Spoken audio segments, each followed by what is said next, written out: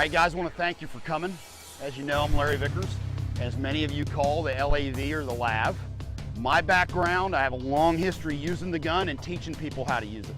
I was a Tier 1 operator in special operations and actually retired out of the U.S. Army with a career of over 20 years in special operations in late 2003. Also a member of the American Pistol Smith Guild and a firearms industry consultant.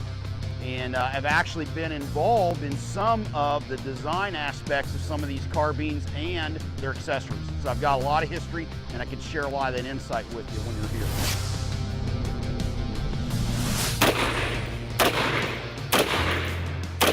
The prone position is your most stable position simply because you have the most contact with the ground. There's a couple downsides to it. Depending on the terrain you're on, you may not be able to use it, and also it limits your situational awareness behind you. You kind of get the turtle effect. The prone position I prefer to use is as follows: slightly bladed to the target. I create what I call the tripod effect. Elbow, elbow, magazine on the ground. Positive pressure straight to the rear, as always. And I want to keep the red dot in the center 50% field of view. Now, once again, trigger control is critical here. Don't start snatching the trigger because it can show up downrange. Going high.